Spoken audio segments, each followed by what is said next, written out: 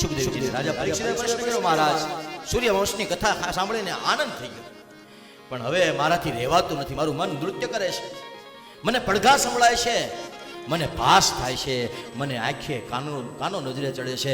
ભગવાન મને જટ કથિતો વંશ વિસ્તારો, હવે મને ચંદ્રવંશની વાત કરો. ભગવાન મારાથી રહેવાતું નથી.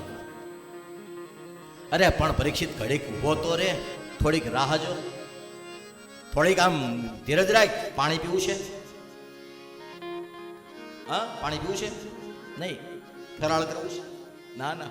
તો કેમ પાણી નથી પીવું, ફરાળ નથી? કાંઈ નહીં. નહીં કેમ?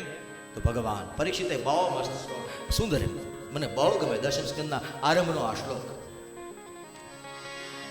નિવૃત્ત તરશે રૂપગીયમાન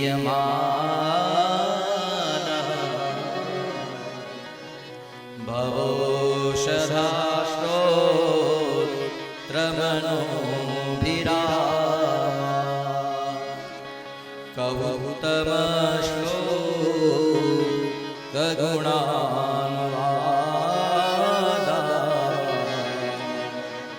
પુમાન વિરજ્યે તવિનામ પશુના. ભગવાન તમે જ્યારથી કથા સંભળાવવાનું શરૂ કર્યું ત્યારથી તરસ નથી લાગતી. હા, મહિનામાં આવે કથા સાંભળીએ તરત એટલે આવે છે ને. આમાંથી કોણ ઊભા થઈને પાણી પીવા ગયું? એક જણું આમાંથી ઊભું થઈને પાણી પીવા નથી. નિવૃત્ત તરશે, આનો પ્રતાપ છે.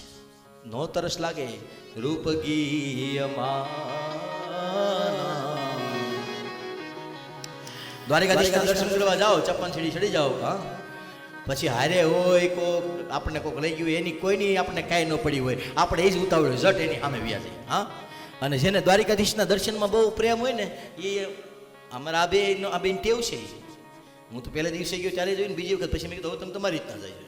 એ ઓલી લાઈન આગળ હાલે, આ આગળ ન હાલે. સમજ્યા? દર્શન વધારે થાય ને એટલે વાહે હોય ને મળ થાય. એટલે ઓલાને ત્યાં દાદા કેટલા ઉદાર છે એમ. પણ આ મૂળ આનો જીવ દ્વારિકાધીશમાં જો વારો આવશે નીકળી જવું પડશે. લાઈનમાં રહીશું તો કેટલી ઘડી જોવા પડશે.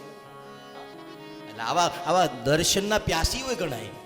નિવૃત્ત તરશે, મને ખબર પડી ગઈ તમારે બે, હું તમારી હારે આવું જ નહીં દર્શન કરવા.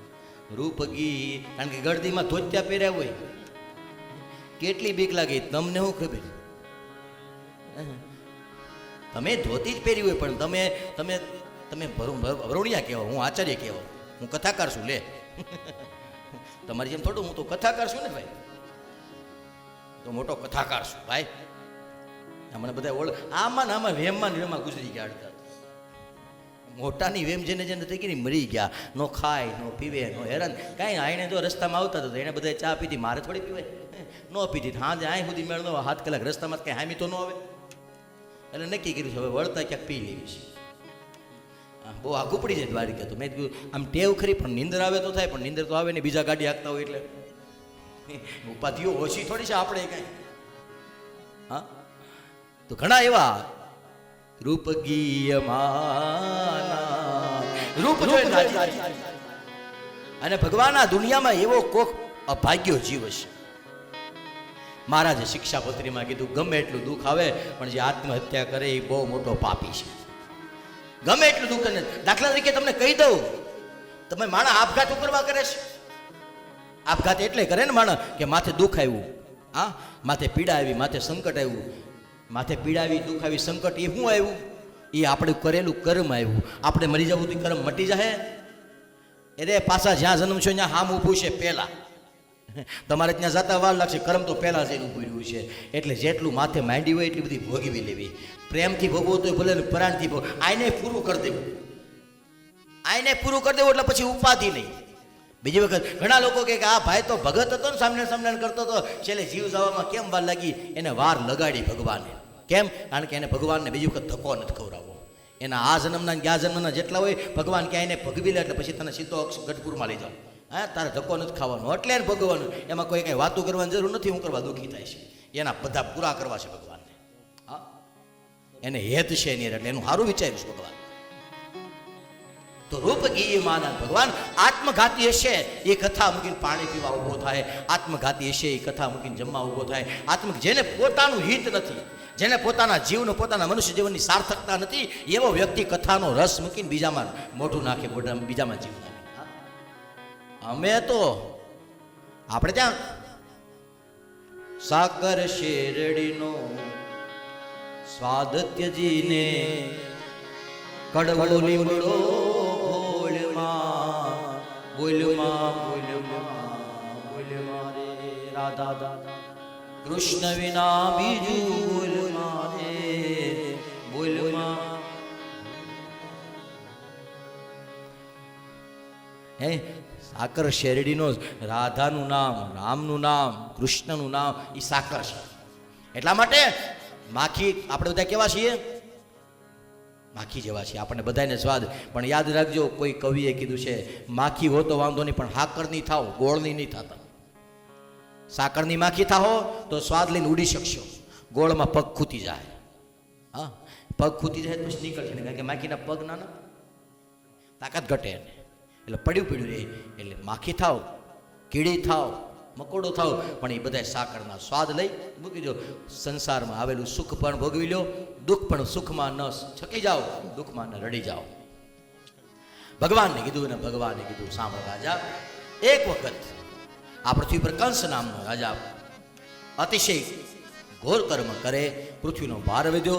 બધા દેવતાઓએ જઈને ભગવાન દ્વારિકાધીશ કૃષ્ણને અવતાર લેવા માટે વિનંતી કરી. પરમ કૃપાળુ પરમાત્મા નારાયણે દેવતાઓને કીધું કે જાઓ, અમે વસુદેવ દેવકીના સુખી દાંપત્યથી 8મા ગર્ભની અંદર પ્રગટ થઈશું. વસુદેવ દેવકીનું લગ્ન થયું. વસુદેવ દેવકીનું લગ્ન થયું ને કંસની છાપ બહુ ખરાબ ગામમાં.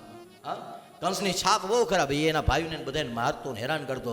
એટલે કંસને એમ થયું કે હવે લગ્ન આવ્યા છે, અહીંયા સુધા આપણી છાપ સુધારવાનું. ઘણા વાર આપણે ચૂંટણી આવે તો કેવા બધા ડાયા થઈ જાય.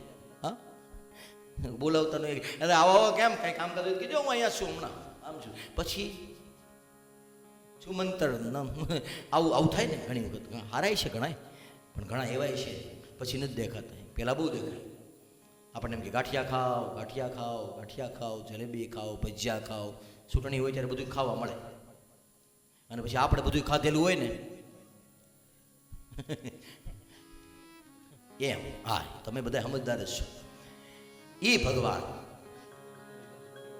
ની માયાથી અંધ બનેલો કંસ દેવકીને વળાવવા જાય છે, અને આકાશવાણી થઈ ગઈ. કંસ જેને રોયો, દેવકીને વળાવતો તો રોતો હતો. અને ગામના લોકો, મથુરાના લોકોને એમ થયું કે આપણે તો કંસને ખોટો ઓલો આત્મઘાતી. કંસ તો કેવો દયાળુ છે, કેટલી બહેનની ઉપર પ્રેમ છે, કાકાની દીકરીને કેટલો પ્રેમ કરે, અને કંસથી રહેવાનું નહીં. આકાશવાણીના શબ્દો સાંભળ્યા અને કંસ રથની અંદરથી ઉતરી દેવકીને મારવા તૈયાર થયા. વસુદેવજીએ મનાવ્યો છે, એકબીજાનું માન રાખ્યું. દેવકીના ગર્ભથી જન્મે બધા બાળક દેવાની વાત થઈ, અને કાળકોટડીની અંદર પૂરી દેવામાં આવ્યા. 1 2 3 4 5 6 બાળક જેમાં એ 6 બાળકને કંસે પથ્થર સાથે ભટકાવીને મારી નાખ્યા. 7મું બાળક સંકર્ષણથી રોહિણીના ગર્ભની અંદર ગયું, અને 8મું બાળક દ્વારિકાધીશ ઠાકોરજી ભગવાનના ગર્ભના અંદર અંશ બનીને અવતરે છે. અને સુંદર મજાની ઋતુનો આરંભ થયો, વરસાદ ગયો. હા, અષાઢ શ્રાવણ મહિનો હાલે છે. શ્રાવણ મહિનામાં પાછું અંધાર્યું, અંધારિયાની પાછી આઠમને બરોબર રાતના 12 વાગ્યા હતા. અને એવા સમયે દેવતાઓએ ભગવાનને સ્તુતિ કરી, પ્રાર્થના કરી, અને બહુ વિનંતી પ્રાર્થનાથી ભગવાન આ દેશની અંદર કૃષ્ણ જેવો પરમાત્મા ક્યારેય નથી જન્મો. એ નંદ ભગવાન નંદ યશોદાના ઘેર વસુદેવ દેવકીને ઘેરે લાડ લડવા માટે, ઠાકોરજી પૃથ્વીનો ભાર હળવો કરવા માટે, ગોપીઓ સાથે રાસ રમવા, ગાયો ચરાવવા માટે, સુદામાને મરવા માટે, કંસને મારવા માટે અડધી રાતે મથુરાની જેલમાં પ્રગટ થયા છે. આકાશમાંથી દેવતાઓએ પુષ્પની વૃષ્ટિ કરી અને ભગવાનના જન્મને વધાવ્યો. બોલો બાલ કૃષ્ણ.